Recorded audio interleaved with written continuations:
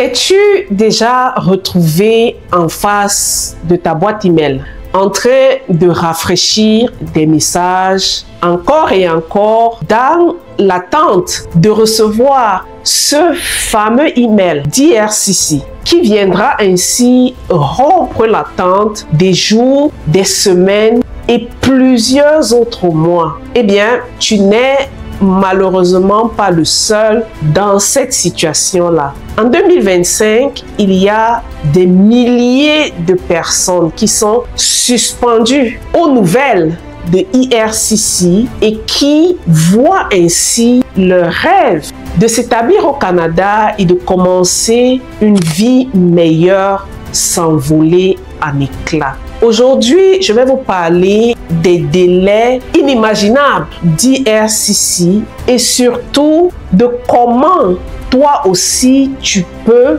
dans une certaine mesure, appliquer des astuces pour essayer de minimiser cette attente folle d'IRCC. Le documentaire que je m'apprête à vous laisser suivre m'a littéralement glacé le dos. Je ne pouvais pas m'imaginer qu'en 2025, des gens pourraient être confrontés à des attentes aussi longues d'IRCC. Je vous laisse suivre le reportage et je vous retrouve juste après. Regardez. It's a typical weekday for Olha Kushko and her family after school, spending time together in their living room. They're one of thousands of families trying to build new lives here in Canada, but are now facing unprecedented processing times that have reached a shocking new high. Ottawa is a world away from Kyiv, where the Kushkos used to live before fleeing the war in Ukraine in 2023. I know a lot of people, a lot of my friends, classmates, a lot of them died at this war, as well as my mom. She passed away in 2024. The family applied for permanent residence this summer under Canada's humanitarian and compassionate program. Their youngest son has autism and found great supports at his Ottawa school, and they're ready to settle. But this month, they saw updated processing times posted online that left them stunned. It doesn't have any sense. I don't know how it's possible. I can't believe it. I hope that some mistake. For people like the Kushkos who submitted a humanitarian application recently, the wait time is now more than 10 years. She said it was around 2 years when they first applied. Kushko is not the only one in disbelief. We hope it's a glitch in the system. My clients are fully panicked, We're shocked. If this is true, if these processing times are accurate, it's shocking. But the new immigration minister's transition document, published this May, reveals an even darker reality for new applicants, with estimated wait times for the humanitarian stream skyrocketing up to 50 years, and other economic pathways with queues upward of 35, 19, and 9 years. This lawyer points to the Liberals' border security bills. Should they pass, they would grant the minister the power to cancel applications in queue en masse. And the government thus has the choice to either process all these or cancel them.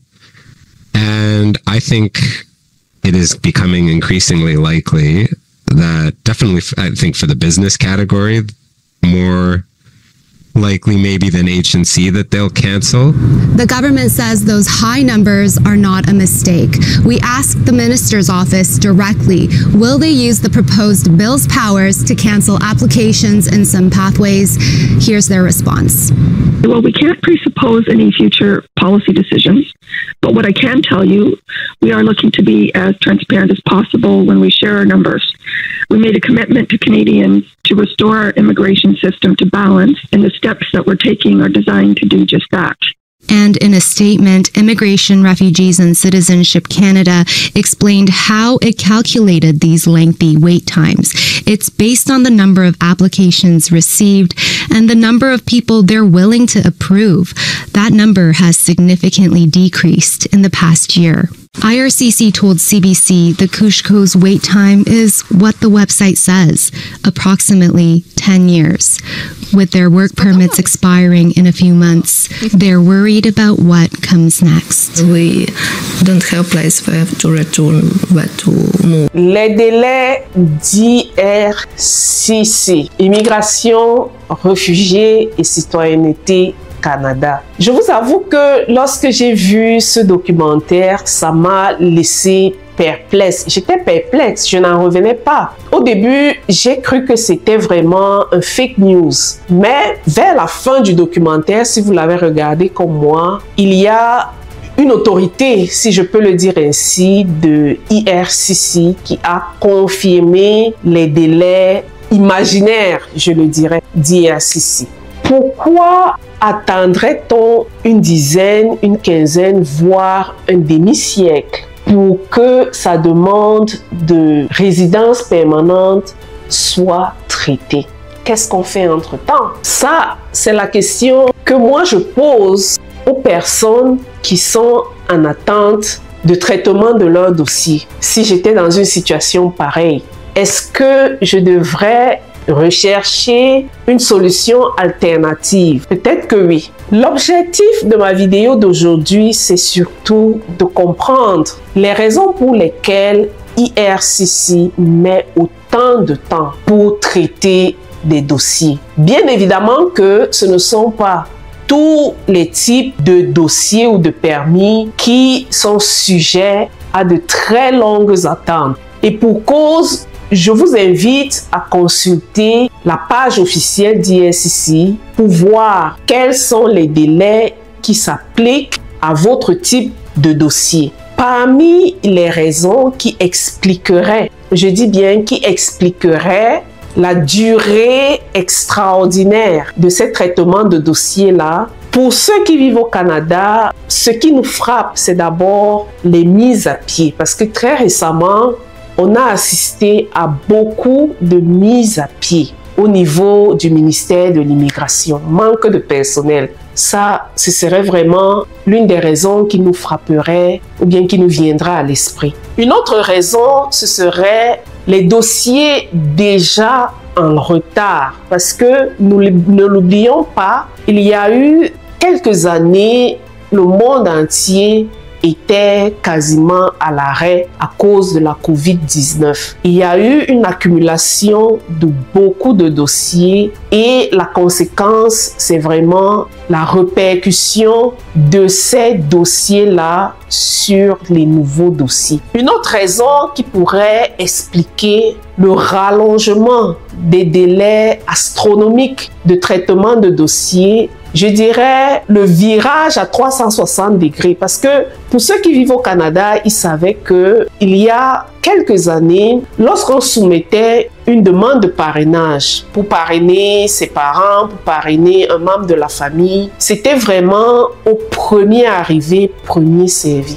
Au jour d'aujourd'hui, ce n'est plus exactement le cas. On est passé du système de premier arrivé, premier servi à un système de loterie. Maintenant, on a des catégorisations en fonction des besoins du Canada de certains types d'immigrants. Ça a joué aussi sur non seulement les quotas en matière d'immigration, mais également sur les traitements de dossiers, parce que il y a des dossiers qui sont maintenant prioritaires par rapport à d'autres. Et tout ça, c'est défini par la politique générale du Canada en matière d'immigration. Autre facteur non négligeable, c'est la fraude. Parce que lorsque on se met à frauder, à utiliser tout genre d'alchimie pour arriver au Canada, la conséquence, c'est qu'il y a beaucoup de mesures qui sont mises en place, beaucoup de systèmes de contrôle qui sont mis en place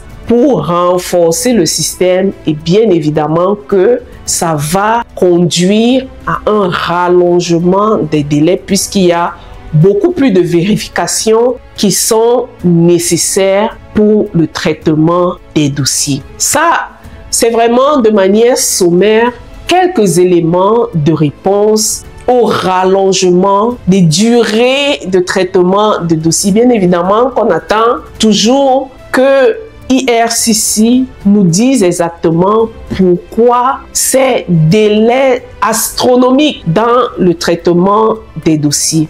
Qu'est-ce qu'on peut faire pour, disons, ne pas rallonger davantage les délais de traitement? Nous avons une idée. Si on va sur la page d'IRCC, si on se réfère à la durée qui est mentionnée sur cette page, sur leur page officielle, mais n'oublions pas que la manière avec laquelle nous soumettons notre dossier, les erreurs que nous commettons ou alors le manque de certains documents peut contribuer à rallonger davantage le traitement de nos dossiers. Je prends pour exemple, lorsqu'on soumet une demande de dossier ou bien lorsqu'on soumet une demande, si on oublie de joindre une pièce ou alors s'il y a une information qui manque, le temps qu'on vous renvoie un message, que vous rajoutez la pièce manquante dans votre dossier va contribuer à rallonger les délais de traitement de votre dossier. Nous savons déjà quels sont les délais de traitement des différents courants d'immigration ici au Canada. Qu'est-ce que je peux faire à mon niveau pour ne pas inutilement rallonger les délais de traitement? Première chose, la planification. Partir sur le site de IRCC, Immigration, Réfugiés et Citoyenneté Canada, et m'informer sur le délai de traitement de mon dossier en fonction de mon pays, en fonction du type de demande que je fais. Deuxième chose, m'assurer que ma demande a été bien remplie et que j'ai soumis toutes les pièces qui ont été demandées. Je le dis pourquoi? Parce que le fait de commettre des erreurs ou alors d'avoir à soumettre les pièces ou les justificatifs, lorsqu'on nous les demande, ça contribue à rallonger de manière inutile le traitement ou le délai de traitement de ma demande. Troisième point, pour ceux qui vivent au Canada et qui ont des demandes en cours. Cette méthode s'est avérée très efficace. Donc, chaque personne vit dans un quartier, vous avez un député. Si vous avez l'impression que votre demande n'avance pas, votre demande coince, c'est souvent conseillé de se rapprocher près de votre élu et de lui soumettre votre problème. Ça, c'est vraiment un conseil. Je l'ai eu. J'ai eu moi-même à l'appliquer par le passé et ça marche. Autre conseil pratique, ce serait vraiment de garder tous vos documents, tous les justificatifs à portée de main. C'est toujours bien d'avoir tous ces documents, toutes ces pièces justificatives à portée de main au cas où on vous les demandes. C'est vraiment triste ce qui se passe ces derniers temps au Canada en matière d'immigration. J'ose croire que c'est vraiment une traversée du désert qui va aboutir dans pas très longtemps, comme disent les Québécois. Je vous demande de rester optimiste et espérons que les choses s'améliorent dans le sens positif. Alors, si toi aussi tu es en attente d'un dossier d'immigration, laisse en commentaire ce que tu penses de tous ces délais-là et dis-moi quelles sont les stratégies que toi aussi tu as adoptées pour ne pas rallonger inutilement les délais déjà astronomiquement longs. Merci beaucoup d'avoir suivi ma vidéo. Likez, partagez, commentez et je vous retrouve surtout sur une prochaine vidéo. Bye!